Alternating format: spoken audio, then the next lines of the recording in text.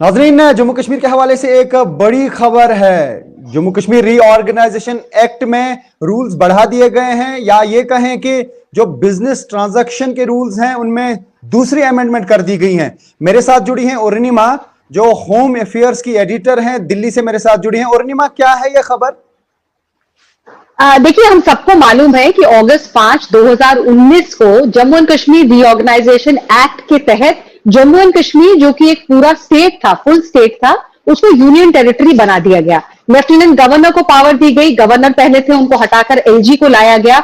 बहुत सारे और बदलाव भी हुए और फिर जब मामला सुप्रीम कोर्ट में पहुंचा तो सुप्रीम कोर्ट ने कहा कि 30 सितंबर 2024 से पहले पहले आपको जम्मू एंड कश्मीर में चुनाव कराने पड़ेंगे। उसका इंटरप्रिटेशन ये किया गया था कि फुल स्टेटहुड रिस्टोर कर दिया जाएगा, जैसे अगस्त 5, 2019 के पहले था, जैसे भारत के बाकी राज्यों में है, एक्सेप्ट दिल्ली। लेकिन ये जो चेंजेस किए गए हैं, कल रात एक नोटिफिकेशन इशू किया गया मिनिस्ट्री ऑफ होम अफेयर्स के द्वारा, और उस नोटिफिकेशन में कुछ अमेंडमेंट्स किए गए Jammu and Kashmir Reorganisation Act में। कुछ नए रूल्स, टर्म्स ऑफ बिजनेस में इंक्लूड किए गए, और इसमें बहुत साफ कर दिया गया है कि जहां तक लॉ एंड ऑर्डर की बात है, जहां तक प्रिजन सब्जेक्ट की बात है पुलिस और बाकी ऑल इंडिया सर्विस में ब्रॉडली आईएएस और आईपीएस ऑफिसर्स को माना जाता है, तो इनकी ट्रांसफर और पोस्टिंग की बात है, अपॉइंटमेंट ऑफ एडवोकेट जनरल और लॉ ऑफिसर्स की बात है। इन सारे मामलों में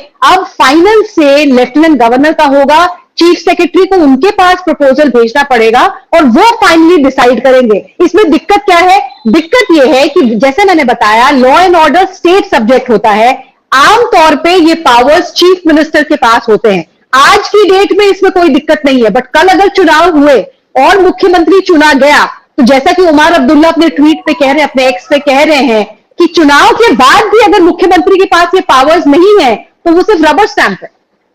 तो उसका मतलब है कि रिमोट कंट्रोल दिल्ली के हाथ में या मिनिस्ट्री ऑफ होम अफेयर्स में रहेगा, और कोई से यहां पे जब तक यूटी है, अब चीफ मिनिस्टर के पास नहीं रहेगा, या अगर स्टेटहुड रिस्टोर भी किया जाता है उसके बाद भी यही हालात रहेंगे?